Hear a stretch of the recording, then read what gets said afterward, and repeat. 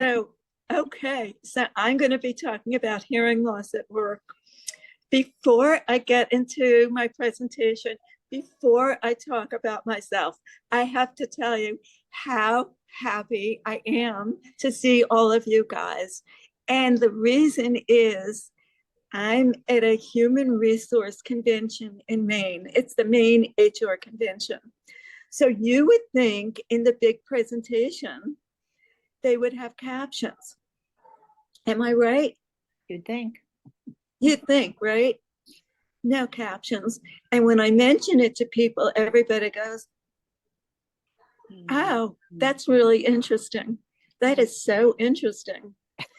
So last year, kind of by accident, I went to a workplace forum in Minneapolis. And I say it was by accident. I gave them a presentation on hearing loss and they gave me free entry to the convention. So I figured, okay, I'll go. Do you know? So this is kind of a DEI place. It's the workforce. Guess what? No captions. No captions. None. And that's actually why I'm changing what I'm doing, and I'm becoming a DEI coach specializing in hearing loss. DEI is the hot thing in HR right now. It stands for diversity, equity, and inclusion. So with diversity, equity, and inclusion, would you think they would try to include people with hearing loss and have captions? No, seriously, I would love to know what you think. Does anybody disagree with me? Does anybody think hearing loss captions shouldn't be included? So, Phyllis, are you raising your hand? I can't see you in the dark. And you're also muted.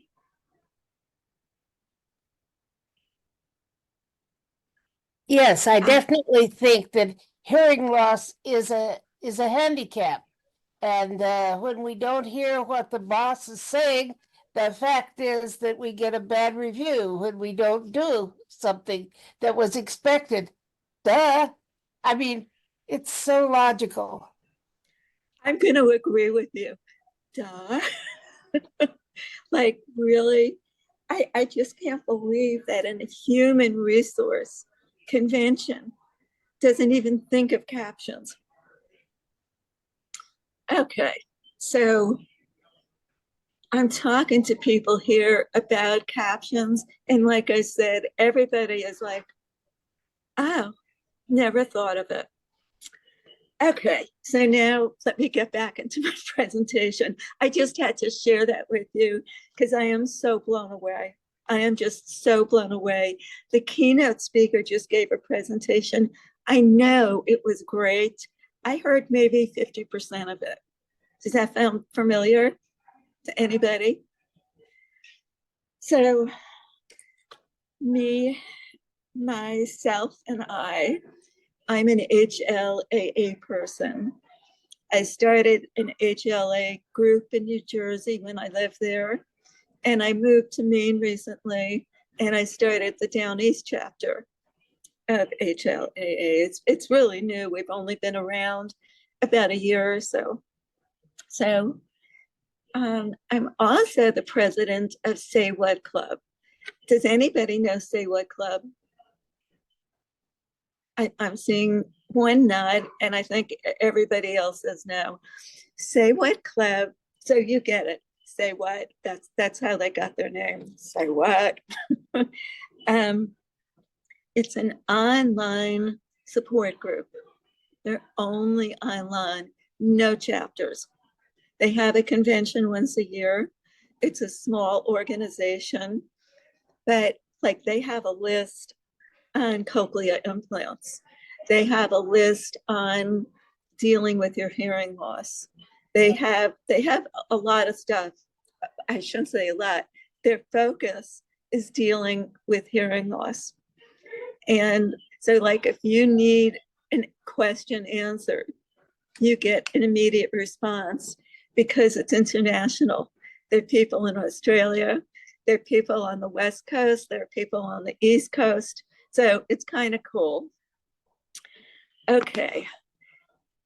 I have a bilateral cochlea implant. I started to lose my hearing when I was about 20. You know, when I started to lose my hearing, I had no idea why people were talking softly and mumbling. Has anybody else had that experience where all of a sudden people are mumbling, talking softly, like, but I had no experience with hearing loss. So it took me about 7, 8 years until I actually tested my hearing, which I think is pretty average. Once you notice it, it takes about 7 or 8 years before you get tested and get hearing aids. So let's just see. For most of my life, I was so embarrassed and ashamed about my hearing loss.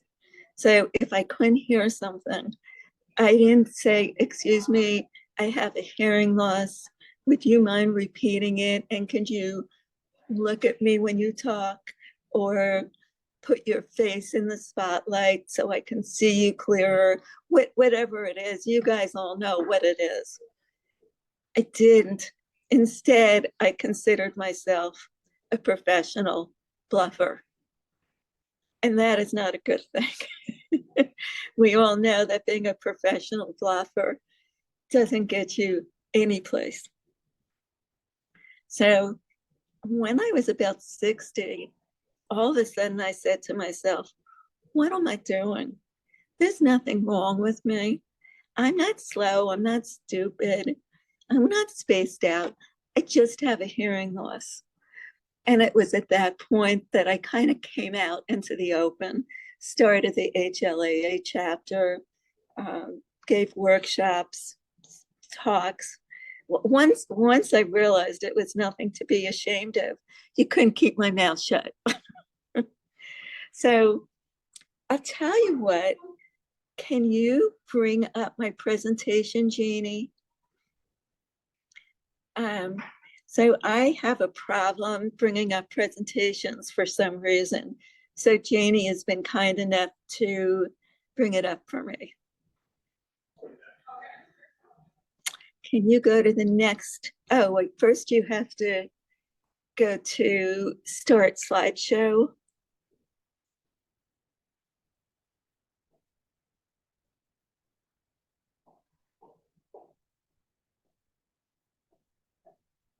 Perfect. And go to the next slide. Beautiful. Okay. So you already know the first two things. What you don't know is I live on an island in Maine. Don't ask me why, but I live in an island in Maine. I drove from Alaska to New Jersey with my hearing dog, Cop. And you probably all think that is incredibly crazy and stupid. But what happened is I was visiting my son who lived in Anchorage, Alaska. And while I was visiting, he got a job offer to be a teacher in Guatemala. He always wanted to go to Guatemala. I don't know why. The only problem was his dog. And I said, no problem, I'll take your dog. I knew his dog. And so he called up the airline to put the dog on the plane. And they said, no, we don't take dogs like that. So my son looked at me and he said, Mom, you're going to have to drive. I was scared to death, but I did it. And it was the best adventure ever. Can you go to the next slide, Janie, please? So I always feel that you need to see my dogs. Cobb is my dog on the left-hand side, and he was my hearing dog. He actually was not professionally trained, but he was always there for me. if I was walking and somebody came behind me, he would alert me to it. And if somebody was at the door, he would alert me to it. So he really was my hearing dog. The dog on the right is my present dog. Friends of mine needed to give him away, and I had just lost Cobb.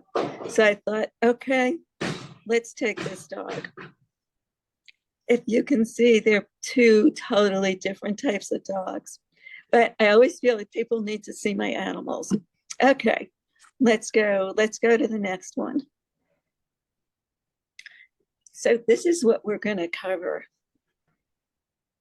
So the first thing is how the workplace is leaving hearing loss behind. They don't acknowledge it. They don't make, what is the right word? They don't make, they don't make anything to help people with hearing loss. I know this for myself when I was in the workplace. They made no accommodations for me. Not only did they make no accommodations for me, but they actually made it almost hard for me. I think a lot of it had to do with the fact that I didn't speak up for myself. But okay, so how the workplace is leaving hearing loss behind. The second part of the presentation is a presentation that I give to the workplace to educate them on what hearing loss is all about.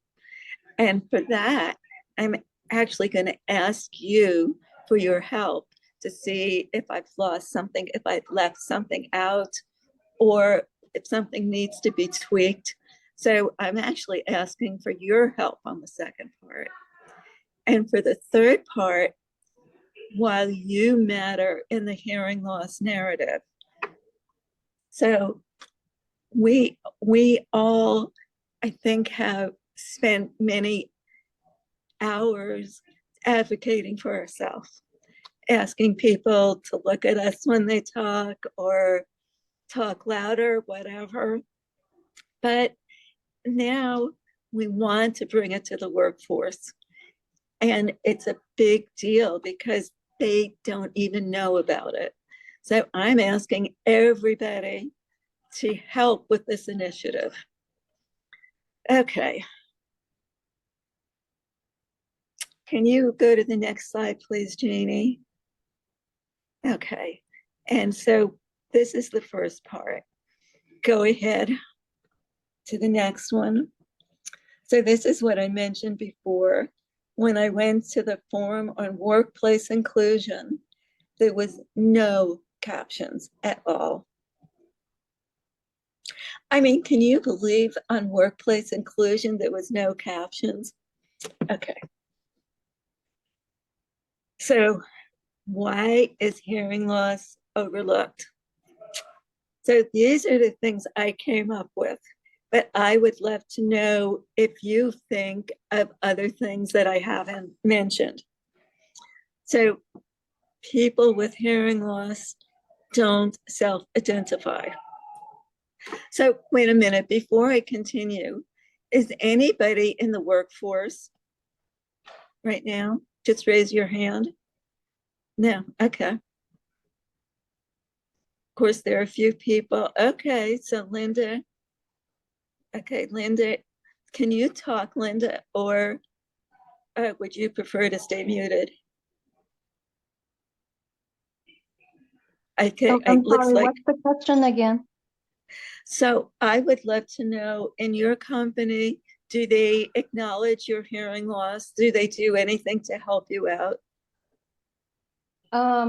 I work for the federal government. It's better there. But still, I will go to, meetings. They have annual meetings. There's no caption. And I'll be really struggling to understand what the speaker is talking about. And I would really kind of prefer to have a, Zoom call, because at least I will have a closed captioning on the screen. Yeah. So those in-person meeting is, they're not thinking of us. You know, that's one thing wonderful about Zoom is those captions. If they remember to turn on the captions. Half the time, I first have to remind people to turn it on. They don't even know about it. Okay. HR thinks they have no employees with hearing loss. I went to an HR convention a couple of years ago in New Jersey, and I talked to somebody from ADP. So ADP is how large, how many people are in ADP? Thousands and thousands. And I asked the HR person, I said, what do you do to accommodate your people with hearing loss? Does anybody want to guess what he said? I really wish somebody would guess. Everybody's muted. ASL. Okay. Okay, I'm going to tell you. He said, oh, nobody at ADP has hearing loss. Statistically, 12% of the workforce is in hearing loss. Sorry, statistically, 12%, oh goodness, 12% of the workforce has hearing loss. So 1 in 5 people have a hearing loss. And of that, 60% of those people are in the workforce, and that comes to 12%. So that's a sizable percent. And we all know that if you misunderstand something, I'll show you some slides later on, but you all know if you misunderstand something, you can have some very interesting misunderstandings. Mm. Companies often don't provide a safe place for people with hearing loss to self-identify. So I've never worked at a place like this, but I've heard that some people work in a workplace where everything is hostile, everything is negative. So if you come out with hearing loss, it's not a good thing. You don't feel safe. So it has to be an atmosphere where you're comfortable to come out. So because companies don't think there's any hearing loss, there's no accommodations, there's no education. Hearing loss is off the horizon. All right, Janie, next one, please. So this is the mission statement of Being Heard, and that's the name of my company. To educate, empower the workforce to understand how hearing loss affects their environment through engaging presentations and workshops. And I'm continually updating this mission statement, but it's to go in the businesses and educate them about hearing loss. Let them know that it exists. We're there. We might be a minority, but we're not that small a minority. Okay, next one, Janie, please. So now I'm going to go through the presentation that I give companies. So if you could go to the next slide, Jeannie. Okay. So before I go on, does anybody have anything to add on why the workplace doesn't acknowledge hearing loss?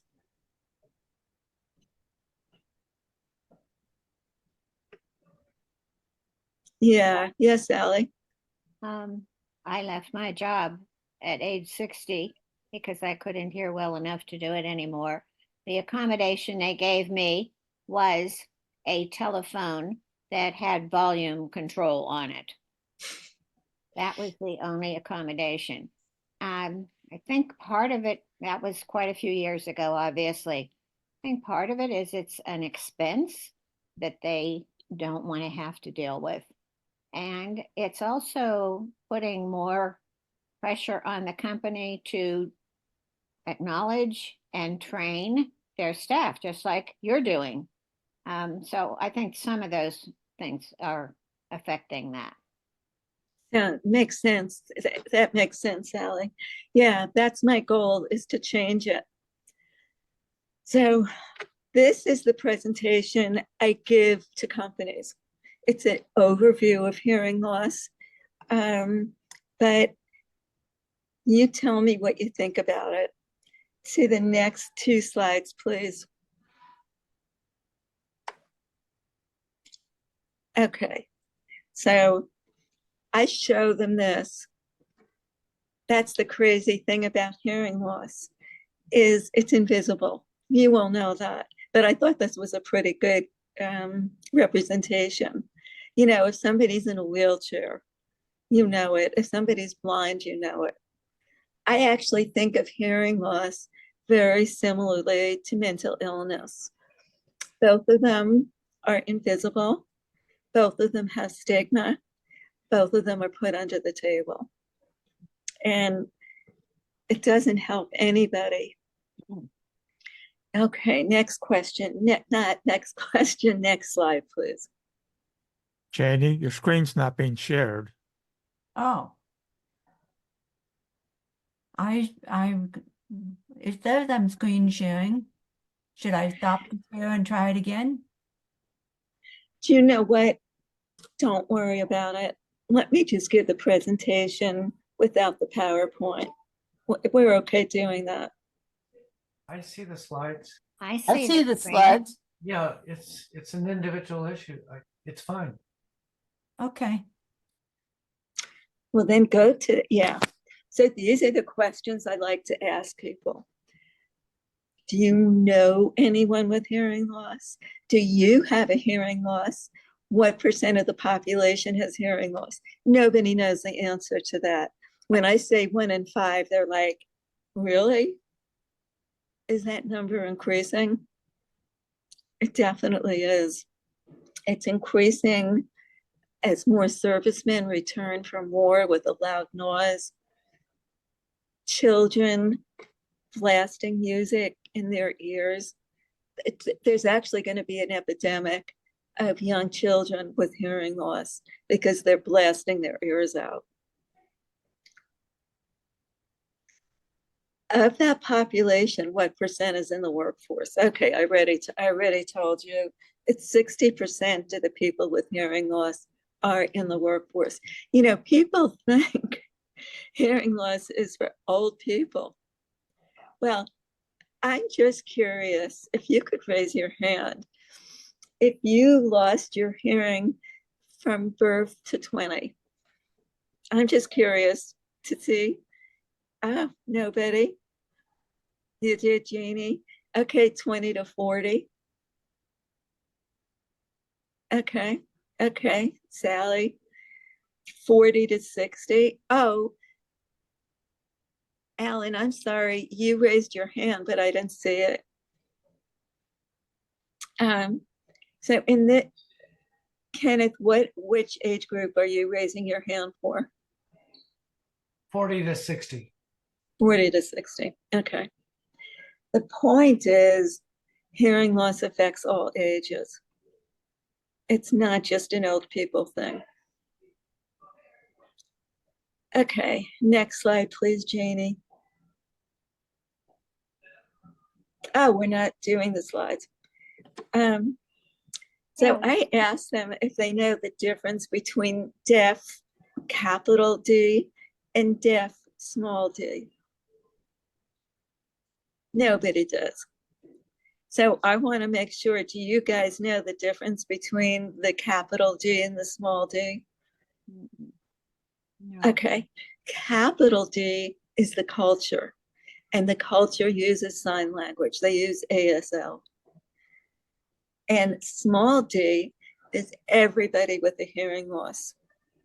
So the capital D is the deaf population that uses ASL to communicate. And I want to tell you something. So what the next question is, what percent of the hearing loss population uses American Sign Language? Does anybody want to take a guess at that? 3 to 5%. But I'm going to ask you something. How often have you asked for accommodations and they say, oh, sure, we'll get you an interpreter, an ASL interpreter? It's like the deaf community, they know how to advocate. They are the best. Like, I want to learn from the deaf community. They are on top of it. So let's see. Let's go to the next slide. And this just shows a visual representation of people with hearing loss in the workforce. So Janie, go to the next slide and then the following slide. Next slide, please. So these are the challenges that I tell people about. So rather than reading it, can anybody say which of these characteristics and challenges are more difficult than others?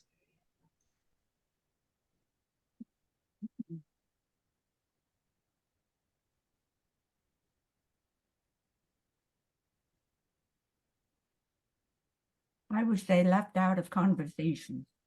Yeah. That was my first response too, Janie. Yeah. I think for me, it's left out of conversations. It's also bluffing, because bluffing it's poison, really, it's poison. Grief over losing our hearing.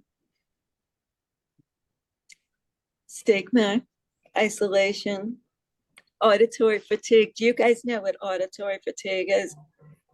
Mm-hmm. Okay, so you're good with that. Oral rehab. Has anybody here gone through oral rehab? Oral rehabilitation. Did I say that right? Mm-hmm. Yeah. Anybody? Well, No. I did a little version of some oral rehab, just not much, but a little bit after my second implant. Yeah, You know, for cochlear implants. I lost what you said. Can you say it again, please? Well, oral rehab is really key if you have a new cochlear implant, because your brain's got to learn what it's hearing.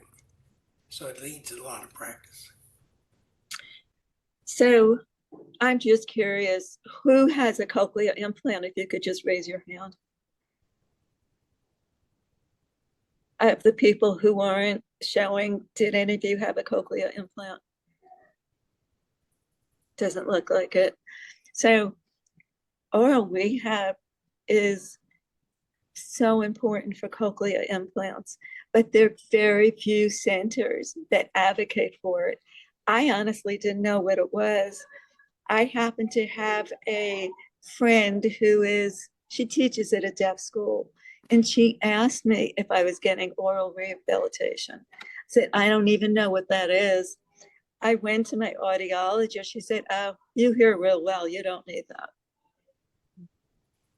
I actually, I know, don't laugh. It's really kind of sick. I hear pretty well, but speech and noise, no good. Okay, you know what? I can't leave out isolation. And I think it's really the same as left out of conversations. It isolates you. Okay, people don't know this. People don't know what we go through. Okay, Janie, go to the next slide, please.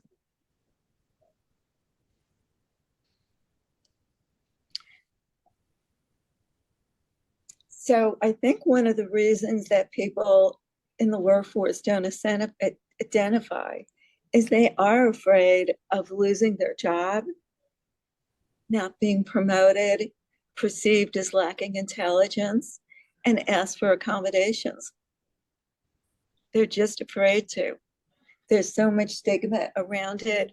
And if the company doesn't foster an attitude of acceptance, they're kind of at a bad place. Next slide, please, Janie.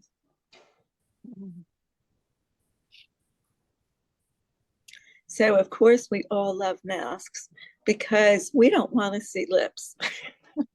We don't want to be able to lip read. Oh, no, no, no, we don't need to. We are so happy that people are wearing masks because we don't like the way lips look. What? Excuse me, I got a little crazy. Forgive me. Okay, Janie, the next one, please. People with hearing loss want you to know hearing aids don't give you normal hearing. How often, if you misunderstand somebody, they say, why don't you just get hearing aids? Or why don't you wear your hearing aids? I personally want to slap them, but I'll be kind and I won't slap them. But they think it's going to bring you to perfect hearing. It doesn't. Hearing can be exhausting. So that goes with auditory fatigue, which I think I forgot to say what it is. For us, there's so much more involved in hearing than our ears. We also have to lip read.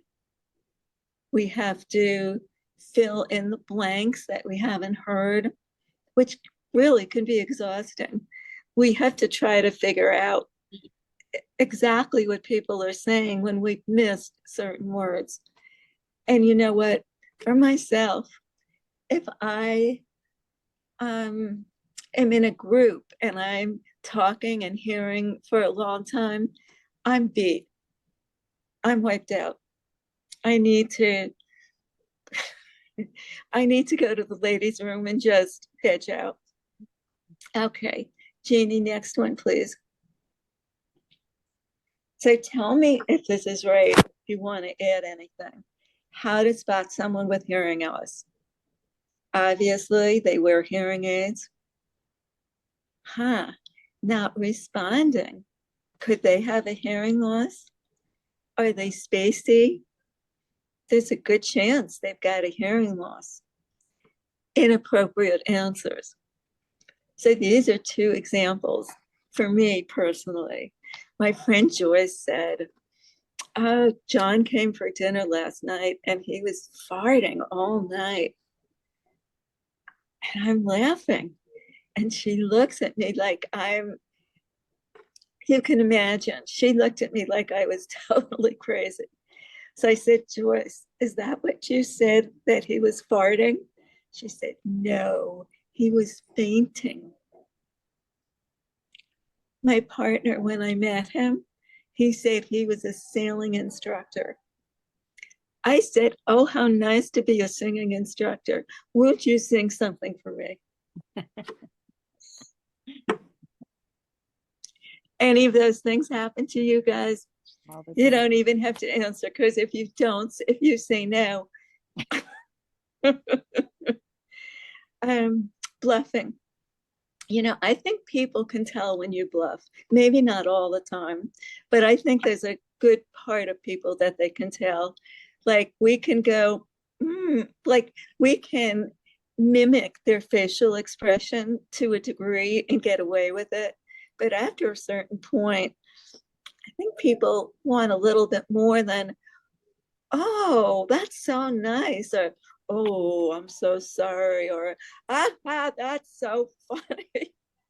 You know what I'm saying? Tuning out.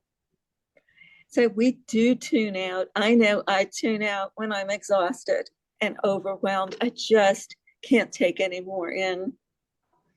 How about that flustered expression? Janie, go right to the next slide. You'll love this one. What if I told you the intense concentration it takes to lip read can sometimes make me look as if I'm angry or irritated? I love this. I don't know where I found it. Jeannie, next one, please.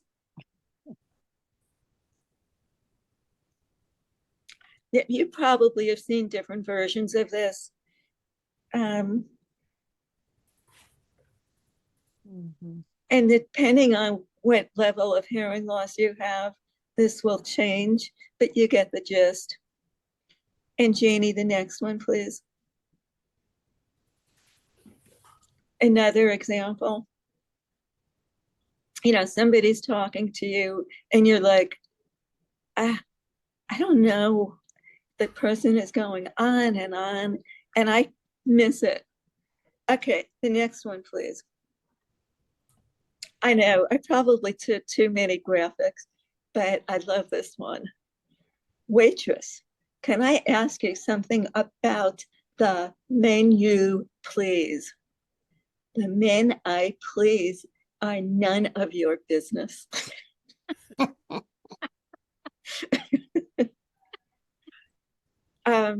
So Jeannie, the next one. So the next one is I told everybody, all companies want to know about these OTC hearing aids. Does anybody have any questions on this, or can I just skip it?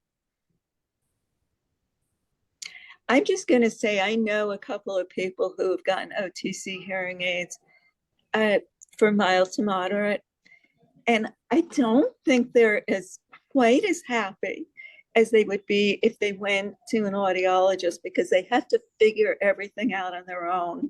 But the hearing aids are good. They are good. You can go to Walgreens, you get them. They don't have any support. Usually it's done online.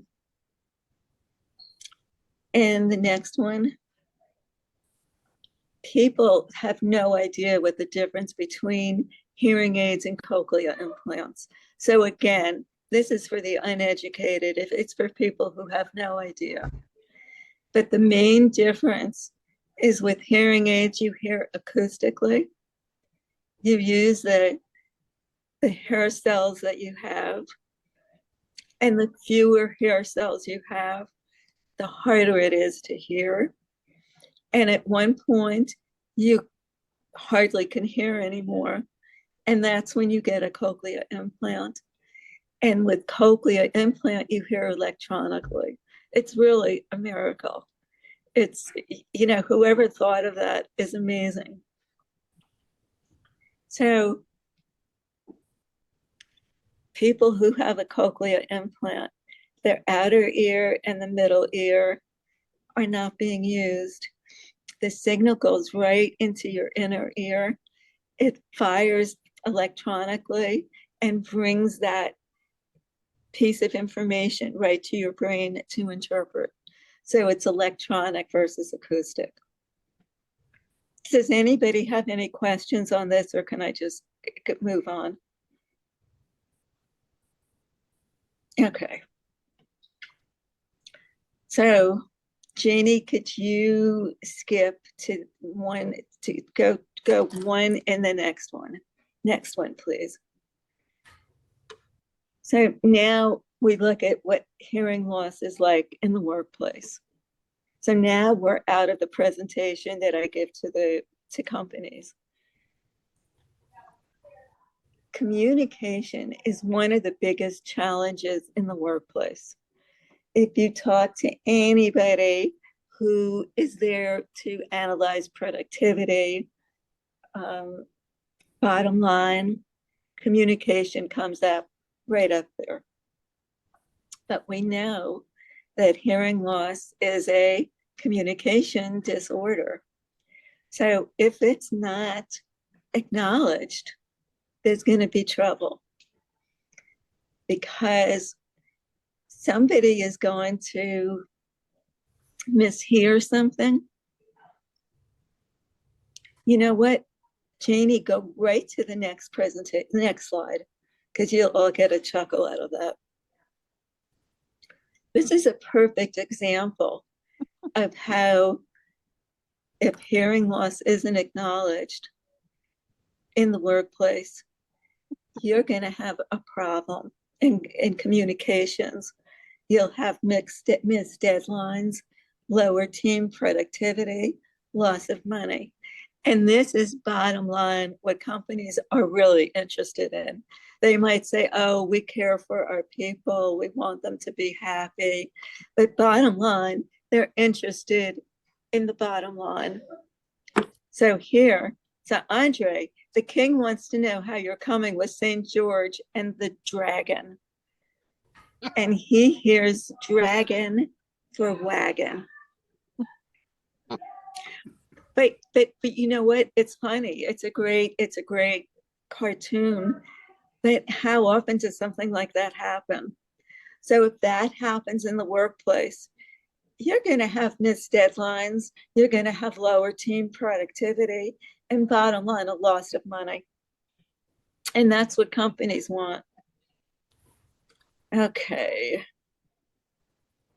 So Janie, if you could go to the next slide, please. So what we want is to create a safe environment for people with hearing loss to come out in the open and talk about their hearing loss. You know, if we don't come out in the open about our hearing loss, they can't do anything, right? They think, like the guy at ADP said, oh, we don't have any people with hearing loss. So they have to create a safe environment.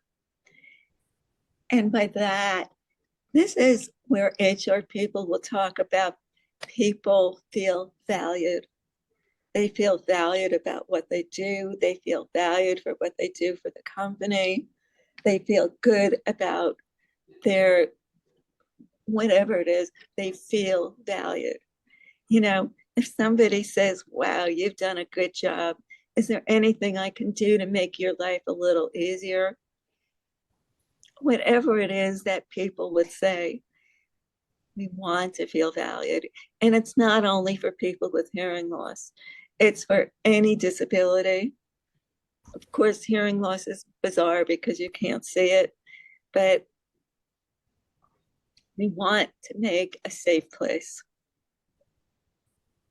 A safe place is created by talking about disabilities, giving presentations through a DEI initiative, that's the diversity, equity, and inclusion, or HR, human resource.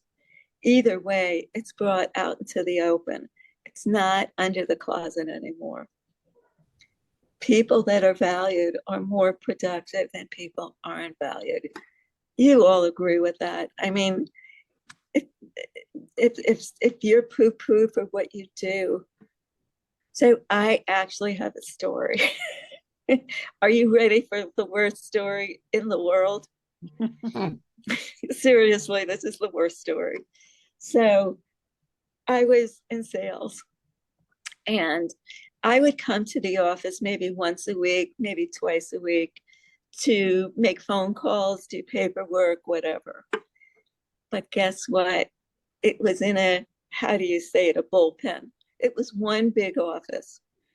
And so if anybody else was talking, I couldn't hear. So what did I do? And this is so crazy. Please forgive me that I did this. When other people would talk, I would do paperwork. When nobody was talking, I'd get on the phone. Well, for those of you who use T-coil on the phone, your voice is louder because you can't hear how loud you are. And one day my coworker came to me and she said, you talk so damn loud. Why do you talk so loud? I hate it. I hate it. Get out of the office. Get out of here right away. So you have to understand a little gossip. She was the girlfriend of the owner. So the owner comes marching in and he says, oh, absolutely, whatever you say. And I'm unceremoniously marched out. So here is the irony of it. There was an empty office that I could have asked for all along. And that was one of the reasons that I decided I need to come out of the open about my hearing loss. If I don't advocate for myself, Things like that are going to happen again and again and again and again. And it's probably only amazing that it only happened to me once. Okay, does anybody have a crazy story like that? I dare anybody to have as bad a story as mine. I mean, it was really bad. I was like so upset. I couldn't believe it. But after a while, I thought to myself, there's got to be a lesson here. And that lesson is speak up. And that's what this initiative is. Speak up in the workforce. Don't only speak up with people that you encounter, speak up to the workforce. Okay, Jeannie, next slide, please.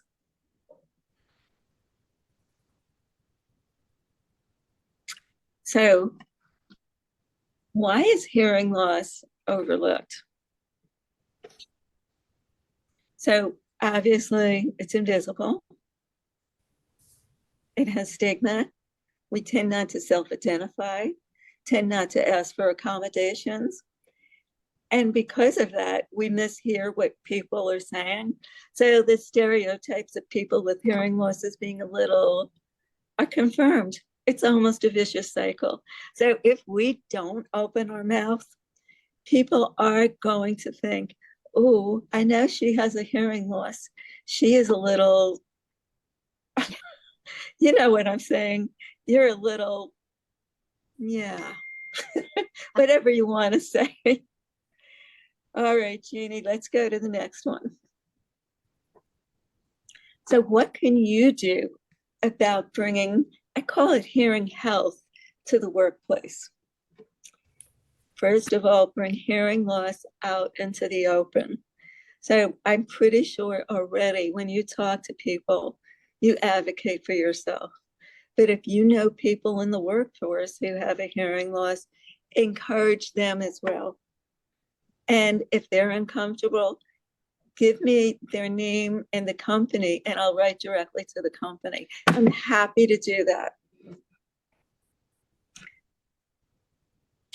Make an environment that makes self-identification safe.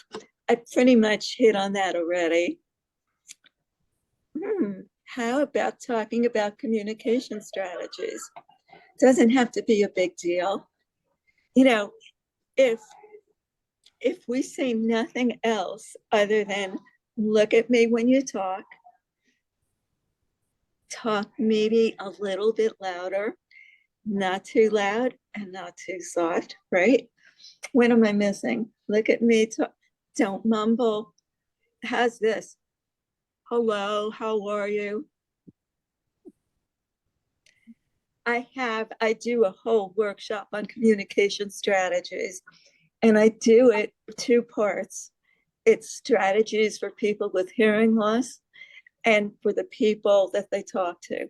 Now, honestly, they're pretty much the same, but this way, one group can identify with what they're doing and the other group can identify with what they're doing.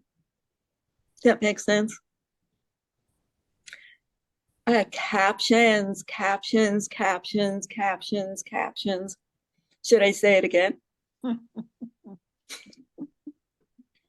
And tell these HR people they need to have captions. I just can't believe they don't have it. Assistive listening devices. Just curious, how many of you use assistive listening devices?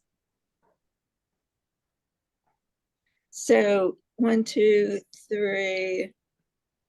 I see 3 hands going up. Is there 4? Okay. So I have trouble hearing speech and noise. So if I go to a noisy restaurant, I always use it. Now, I will admit, assistive listening devices are kind of a pain for a group. But I'll tell you, I visited my friend in Florida for her 80th birthday. It's very exciting. She's my best friend, so I went to Florida to be with her.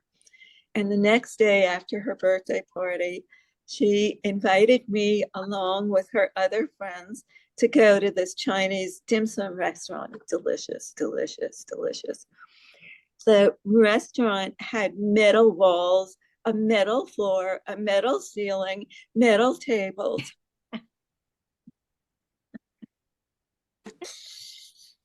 You get it. The sound was bouncing all over the place. I want to tell you, there was a part of me, I just wanted to go and cry. I wanted to leave and cry. And then I said to myself, don't do that. And I took out my assistive listening device, and each person that talked, I gave it to them. And it worked. It's a pain. It's a total pain in the neck, but I could hear. Okay, Janie, let's go to the next one. So this is an interesting slide. I'd like to acknowledge that the people we communicate with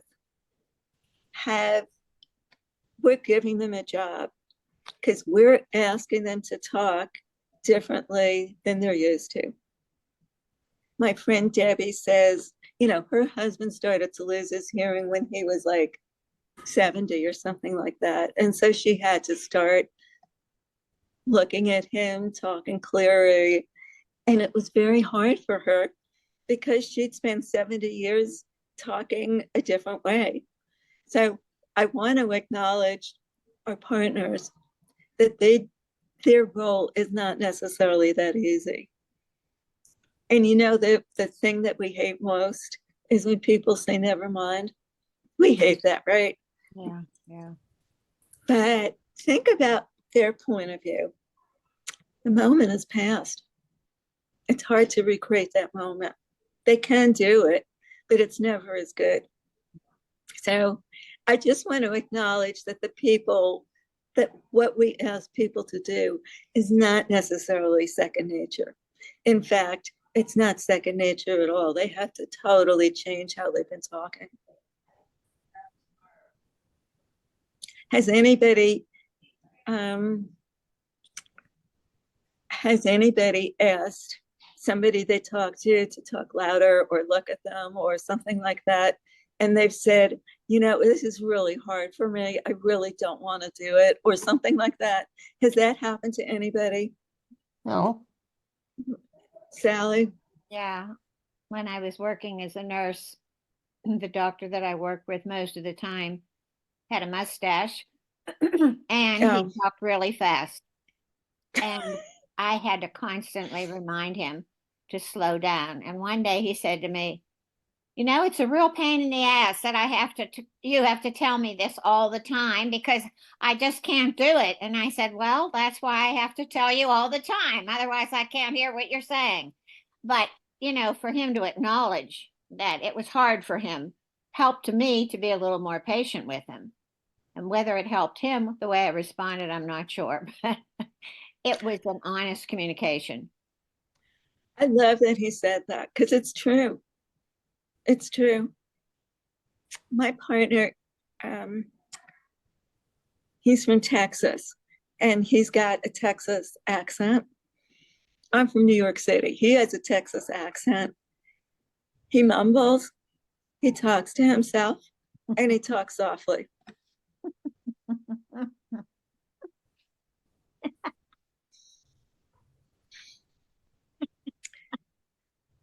Moving right along. Okay, could you go to the next slide, please? So the ADA, I don't like to bring up ADA to people, but hearing loss is covered in the ADA. Very simplified, people with disabilities have the right to ask for reasonable accommodations. And of course, the tricky word is reasonable. So like in New York City, Broadway has captions for all their performances. And you're going to say, oh, aren't they wonderful that they did it? Well, let me tell you something. They were about to get an ADA suit against them. So I'm not saying they only did it because of that, but it certainly had a lot to do with it because fighting something like that cannot be fun. Okie dokie, let's go to the next one.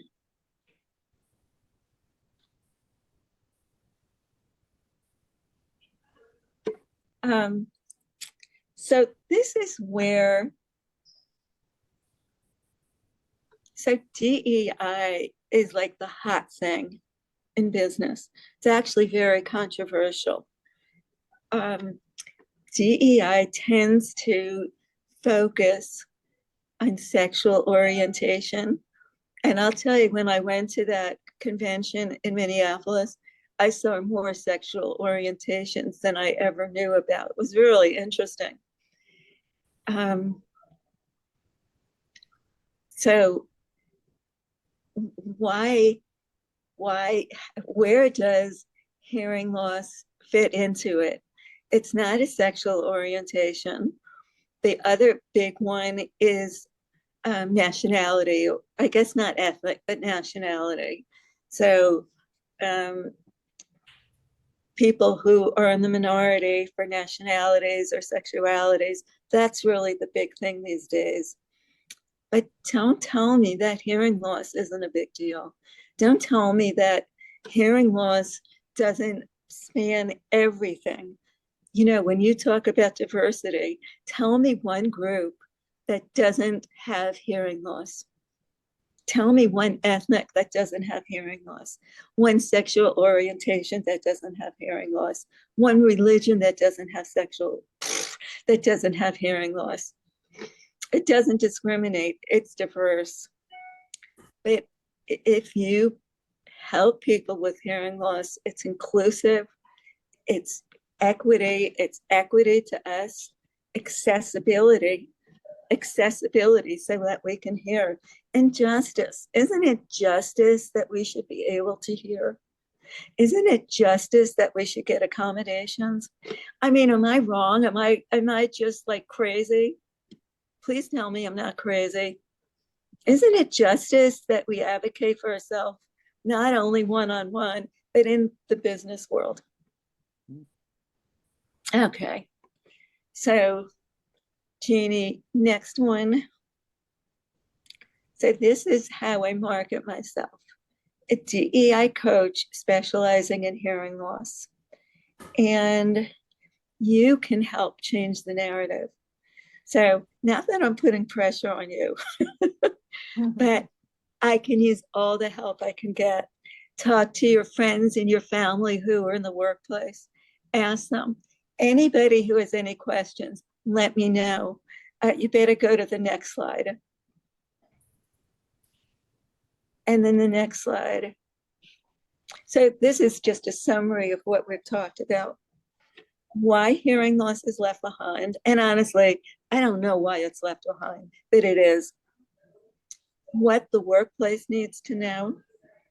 And this is the next thing is our job.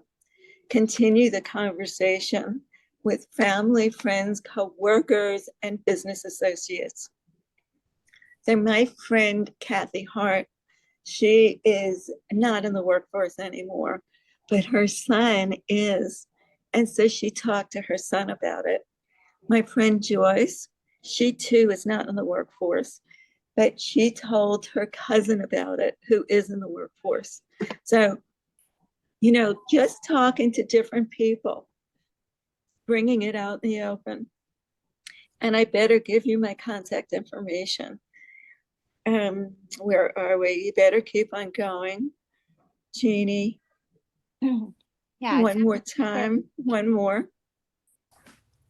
And that's me. So please, my website is beingheard.net. And my email is pat@beingheard.net. Please take this information. So if there's any ideas you have, or any success stories you have, anything, please share it with me. You know, I would be so delighted if you tell me that you have a success story because your cousin in the workplace, you told him about it and he made a difference. That would bring joy to my heart because we all have to do it together. It's not just me. I'm just one person. So that's pretty much it. What are we doing time-wise, Jeannie? Oh, We have Can I- officially go until 3 o'clock, so we have plenty of time for questions for you, if you can stay a little longer, Pat. And sure. I'd like to just say one thing that comes into my mind, and that is we need to start, if we haven't already, in our own homes and among our friends, and really be honest about what it is that we need. I had a collapse at one of my holiday functions over Christmas when everybody was talking and nobody was paying one bit of attention that I was struggling to hear. And I lost it. And I just went in and I just broke down and started to cry. Now, I'm not suggesting you do that with your family, but in whatever way you need to let them know, because even though they love us and live with us, oftentimes they forget. And it's so isolating. And I was just devastated. And they heard it. I think maybe for the first time, really, they heard it. And they're better at communicating with me than they used to be. So I think we should really try our best to be honest right at home and with our loved ones and friends. And it makes it easier then to deal with the wider community. Thank you. And you know what? Our loved ones want us to hear them. They don't just talk to us so we just make nice faces like, oh yeah. They want us to hear what they're saying. Yeah.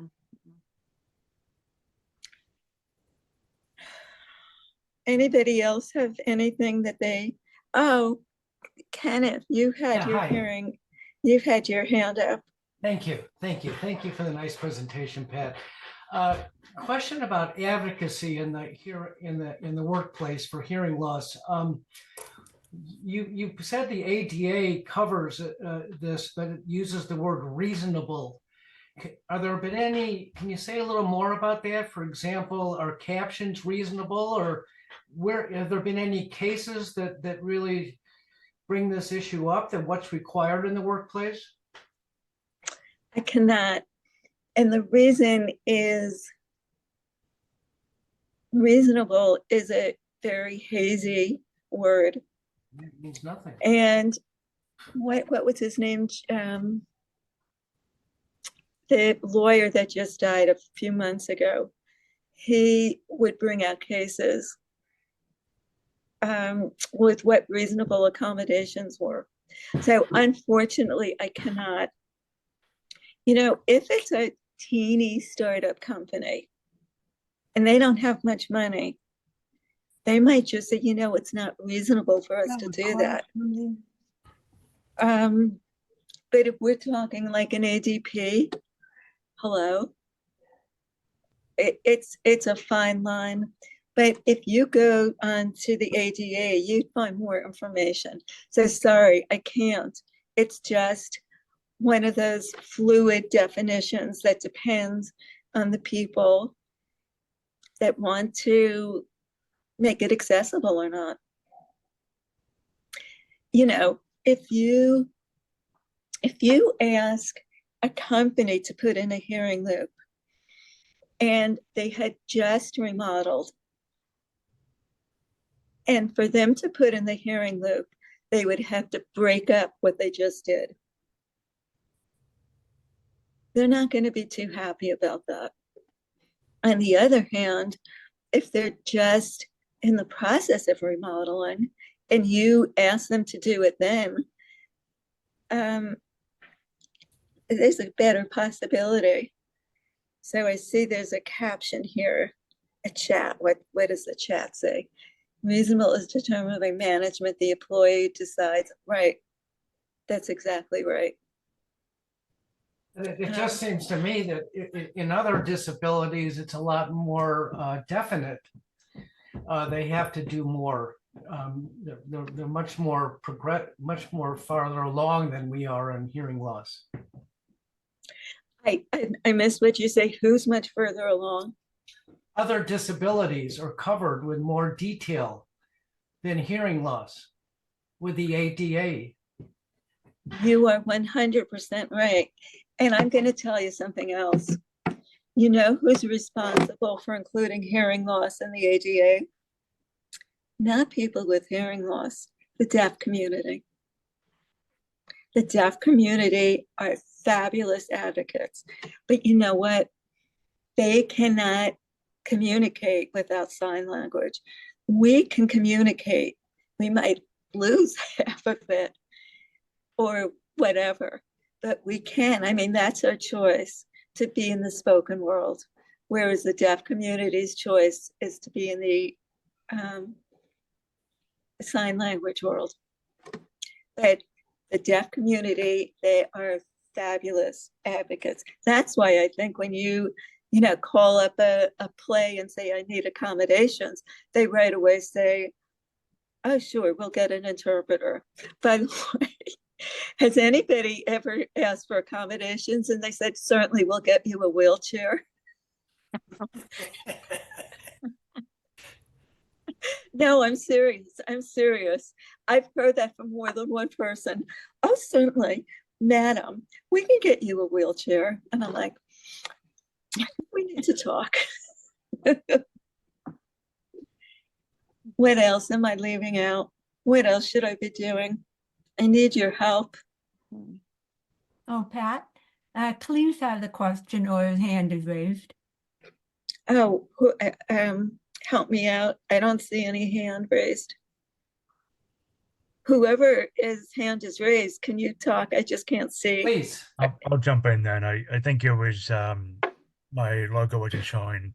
But yeah, I have kind of a quick question about educating colleagues in the workplace about hearing loss. So for a person who doesn't have much experience in self-advocacy or educating their colleagues in hearing loss and the challenges, what is your recommendation on like the best narrative and like the most effective way to communicate challenges? That's a really good question.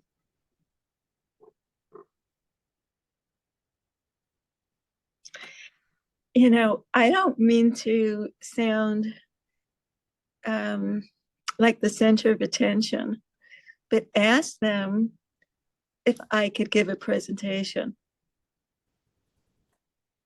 Is that a bad answer? Because there's a lot to educate them. It's not just a 1, 2, 3, but to educate them doesn't have to take hours. I just went through a presentation with you. How long did it take? It's not a big deal. You know, my goal is to go into companies to educate them. What kind of a company do you work for? So I'm currently unemployed. Okay. Yeah, so I'm on the job hunt right now. But Okay. yeah, so I was just curious about sort of ideas. So presentation could be one way to do it. Yeah. No, geez, am I saying your name right? Please. I think I'm saying your name. It's a really good question. And maybe that's something I should do, is make, so there's some weird noise. Oh, I see, Chris, you have a question. Chris, you want to go? Oh, wait a minute. I'm sorry, it's Kate. So there's some weird noise. Is there? Yeah, I hear it too. Cleese, I think the best thing to do in terms of educating others is to start with the closest co-workers. Those are the ones that you're really working with, and then it works its way out like a circle in a pond type silliness. So I used to work payroll at the county, and they were pretty good. But I worked near the copy machine, which was like 6 or 8 feet away, which looked close. But for hearing, it was not useful. So people would come up to the copy machine, have a problem, not know how to use it, and ask me. And I'm like, oh, shit, sorry. And go over and work with them and say, you know, I'm sorry, I can't hear you when you're that far away, even though it doesn't look like much. I don't go into educating the whole bloody world. I'm not taking on my supervisor. I'm just going to say, hey, this is what you need to do to work with me, and take it or leave it. I'm a little bit gruff that way when I get the courage. The rest of the time, I'm not so much. I did work in an office. I used to do income taxes, and so we were very, very, very hectic tax season. And I said, all I need is a phone I can hear on. And this is my bad story. There was some guy, one of the partners, who knew I couldn't hear, and we'd be working and discussing a tax return, and he'd come back and tap me on the shoulder, and I'd jump out of my skin because it came out of nowhere as far as I was concerned. And I thought about it and thought about it. What am I going to do? Because he kept doing this little runt of a Napoleon asshole. And so I decided one day it's going to take me, so I'm going to lose my job over this, or the partners are going to stand up and say, you shouldn't be doing this. So I decided very deliberately the next time he did it, I was going to deck him. I was just going to turn around and deck him because I was startled. Not a good girl. I opted instead to write him a note saying, this isn't very good. That's not nice. Don't do it. And he stopped. Fortunately, I did not have to deck him, and I did not lose my job. But sometimes you want to think about making those choices. But I think the best solution is to work in ripples, and it gets out there. Kate, right on. Beautiful. So 60s, Absolutely. thank you. Right on. Thank you. And then, the other thing I wanted to say about, you mentioned in one of your slides about spotting people with hearing loss. I don't like to be spotted as having a hearing loss. And I don't think people are looking for someone with a hearing loss. So when you put up there all those different ways of telling, I felt a little bit offended. I did not like that slide at all. So you might want to look at it again, or not. Tell me why you didn't like it. First of all, I don't believe people are looking for people with hearing loss. My audiologist does, but the big world doesn't know, doesn't care. It's invisible. And we went to the doctor, my husband and I, not that long ago. The doctor had a mask. We had a mask. It's a small room. She was with the most hideous accent ever, completely incomprehensible. And so she says to my husband, not me, you should go get hearing aids. And I'm like so offended on his behalf. And then she sent her assistant out to go get a cruddy little, dirty little pocket talker, which he refused to use. And we got along after that. Other than that, she was pretty good, but it was not a nice way to be identified. So I think that you might want to think about people with hearing losses want other people pointing at them and saying, haha, you've got a loss. I figured it out this way or that way. I'm not up for that, personally. So can I change the scenario? What if you constantly mishear and you mishear and you talk out of context and I've never done that. You haven't? No, that was sarcasm. Oh, and people are wondering if you're a little crazy. So if you're a little loony, and if they can have hearing loss on their radar as a possibility, that's where I'm going with it. And maybe I didn't make that clear. I've had hearing loss since childhood, so I've figured out too many different strategies. But through HLIA, and I give them so much credit for that, I've learned to just say, hey, be assertive but not aggressive. And I always say thank you. Yeah. So I'm not that worried about being thought crazy anymore. I mean, I'm too old for that.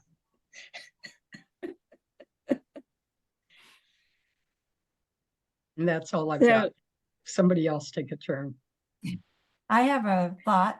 What about if when I joined like Hewlett Packard, I told the group I was joining when I was introduced, hey, everybody, I've got hearing loss. If I don't respond or respond inappropriately, it's not because I'm doing it on purpose. I just didn't hear or understand you. Could you please? And then I iterated what I needed. And from the get-go, from the first day, and that kind of helped a lot. I do that even when I travel in a new group or whatever. It's like the perfect opportunity. Nobody has any preconceived notions of you being stupid or whatever. Sounds perfect. Perfect. So I think there were some other people. Kenneth, you. Yeah, so I'm somewhat pessimistic about the workplace changing their treatment of hearing loss sufferers like us, unless there's a change in the financial bottom line. And I know you mentioned in one of your slides that there is, basically missing things are late, there may be misunderstandings. Has there been any attempt to look at the financial cost to companies that do not heed to the to take care of their provide accommodations? Because I know, I just think that I'm pessimistic that just for humanistic purposes, they're going to make big changes.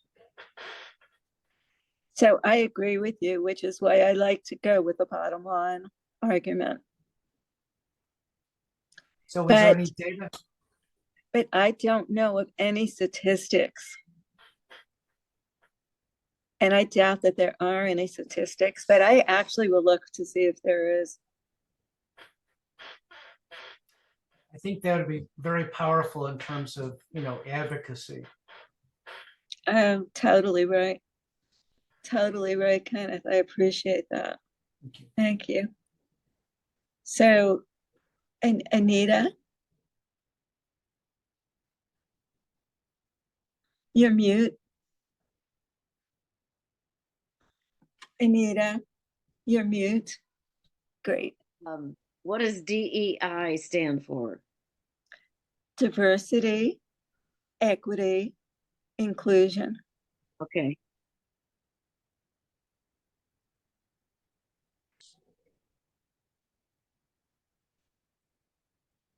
It's hard for me to see. Are there any other questions? Oh, Sally? You're mute. You're mute. Sally, you're muted.